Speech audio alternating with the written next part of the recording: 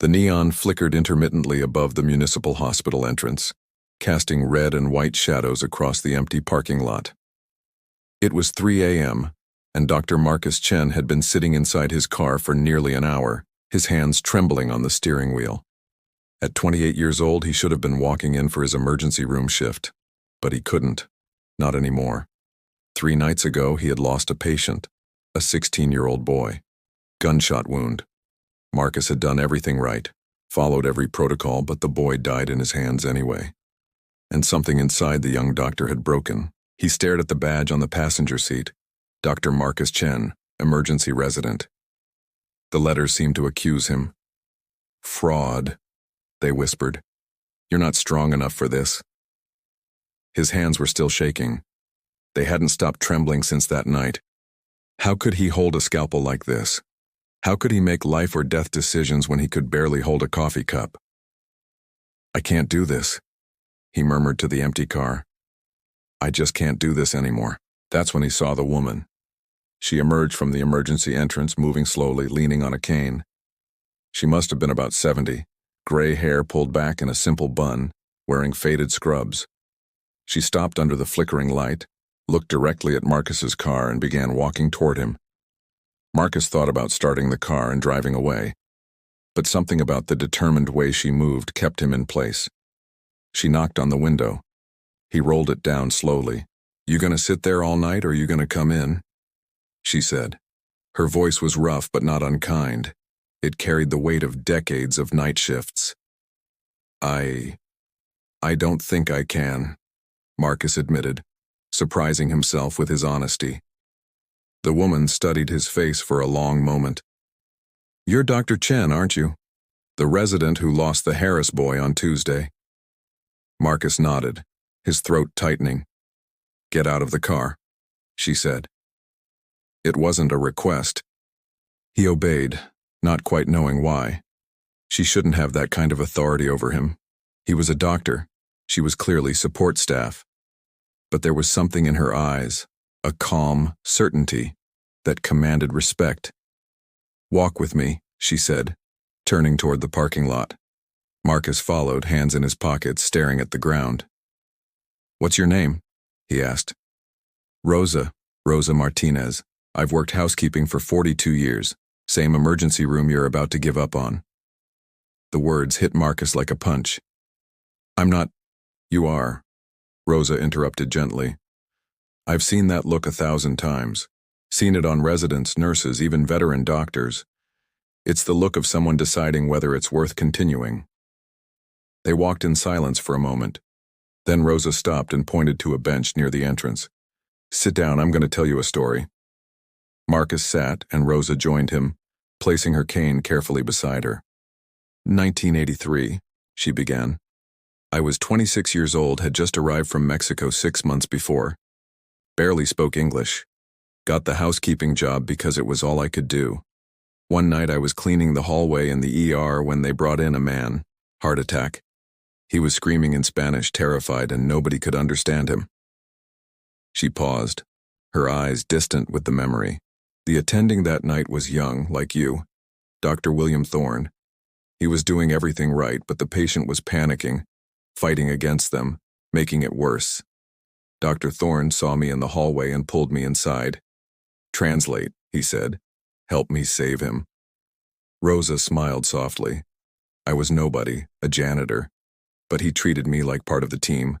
I held that man's hand, translated every word, calmed him down, and we saved him. Together.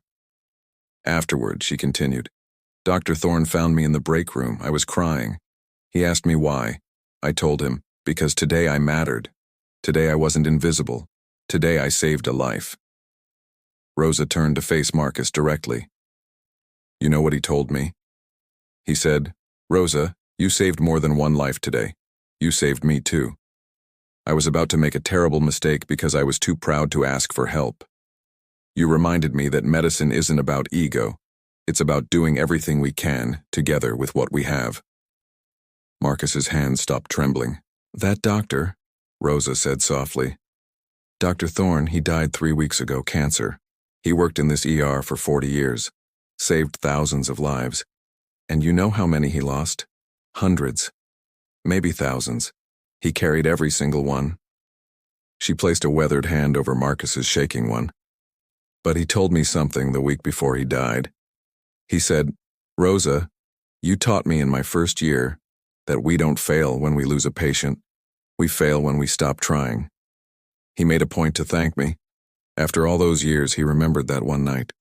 "The boy you lost," Rosa continued, her voice gentle but firm. "Did you do everything you could?" "Yes," Marcus whispered. "Did he know you were fighting for him?" "Yes." "Then you didn't fail him, Dr. Chen. Life failed him, violence failed him, but you showed up, you fought, and that means everything." Marcus felt tears burning in his eyes. "But my hands, they won't stop shaking." "They will," Rosa said confidently. "When you go back in and remember why you started. Hands shake when we forget our purpose. They steady when we remember." She stood up, grabbing her cane. "Now I've got bathrooms to clean on the 3rd floor, and you've got a shift to start. The question is, are you going to let that boy be the last patient you try to save? Or are you going to honor him by doing everything you can for the next ones?" Marcus stood up too, wiping his eyes. "How did you know I was out here?" Rosa gave a small smile. "Because I'm always here, Dr. Chen. 42 years I've seen everything. And I learned that sometimes the most important people in the hospital aren't the ones with titles. They're the ones who care enough to show up night after night, even when it hurts." She started to walk away, then stopped and looked back. "Oh, and Dr. Chen, your hands will stop shaking the first time you save someone. Trust me on that." 6 months later, Marcus stood at the center of the trauma bay, his hands steady as he sutured a complex laceration on a motorcycle accident victim. The ER was chaotic, a typical Friday night, but he moved with calm confidence. His team synchronized around him. "Excellent work, Dr. Chen," the charge nurse said as they stabilized the patient. "You have a real gift for this." Marcus smiled, but his eyes searched through the glass windows of the trauma room. There was Rosa, pushing her cleaning cart down the hallway, stopping occasionally to chat with nervous patients in Spanish, calming them with her gentle presence. Later that night, during a rare break, Marcus found her in the empty cafeteria. He placed a cup of fresh coffee in front of her, cream and 2 sugars, the way he'd learned she liked it. "Thank you," she said, surprised. "No," Marcus said, sitting across from her. "Thank you for that night, for stopping me from making the biggest mistake of my life." Rosa shook her head. "I just told you what you needed to hear. You did the hard work." "I want to do something," Marcus said. "For your retirement. I know it's coming. I want to organize something special." Rosa laughed softly. "I don't need a party, Dr. Chen." "I know. But the hospital needs to know who you really are. How many lives you've touched. Not just as a housekeeper, but as a guardian, as the person who saves the savers." Her eyes filled with tears. "You don't need to."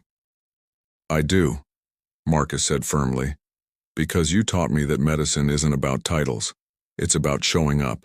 It's about caring. And I want everyone to know that." 3 months later. The conference hall was packed. Doctors, nurses, paramedics, support staff. Everyone was there. At the center, Rosa sat in a special chair, wearing her best clothes, clearly uncomfortable with the attention. Marcus stood at the podium. "Many of you know Rosa Martinez as the woman who's cleaned our hallways for over 4 decades, but I know her as the woman who saved my life." He told the story of that night in the parking lot. Then, one by one, others stood up.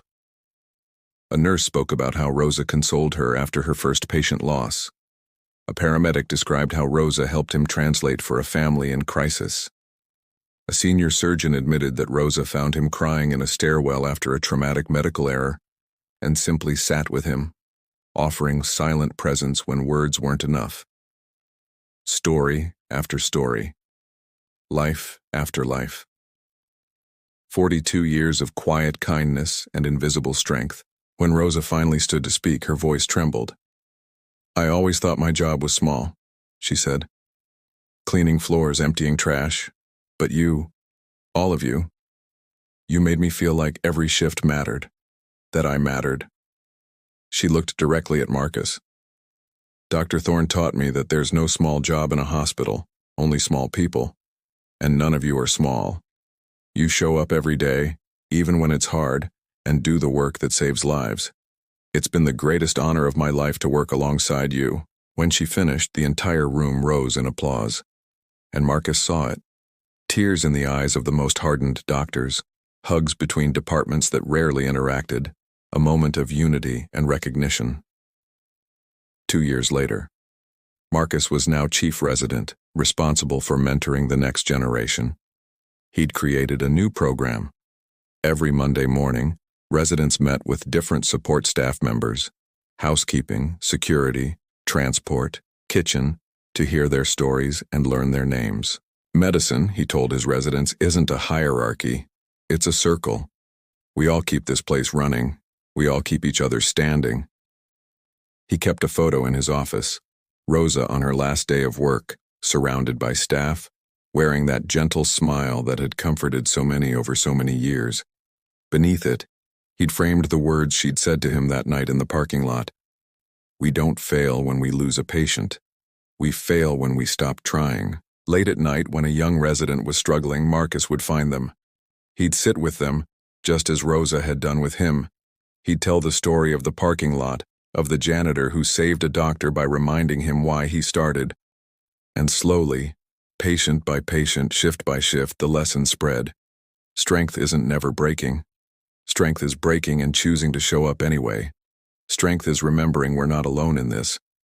That even the most unlikely person can be exactly who we need at the exact moment we need them. One night, after a particularly brutal shift, Marcus stood at the same bench where Rosa had told her story. He looked out at the parking lot, at the flickering neon, and thought of the young doctor he'd been. So certain he was broken beyond repair.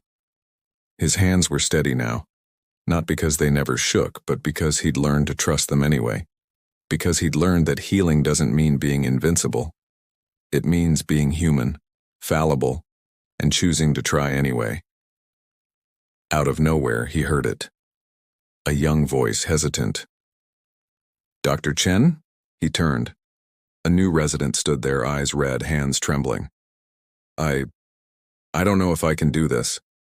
I lost my first patient today and Marcus smiled gently and patted the bench beside him. Sit down. Let me tell you a story. And so the circle continued. Night after night, wound after wound, life saved after life lost. Not because it was easy, but because it was worth it. Because Rosa had taught Marcus, and now Marcus taught others. We heal each other, not just in body, but in soul. And true medicine isn't in the degrees or procedures. It's in the choice to show up, to try, to care, even when, especially when, it's the hardest thing in the world. Strength isn't in never falling. It's in getting back up and helping others do the same. Shift after shift, heart after heart, forever. You are more than what you own. You are what you give. Follow Soul Billionaires, and where love rewrites destiny, and the soul becomes the greatest fortune of all.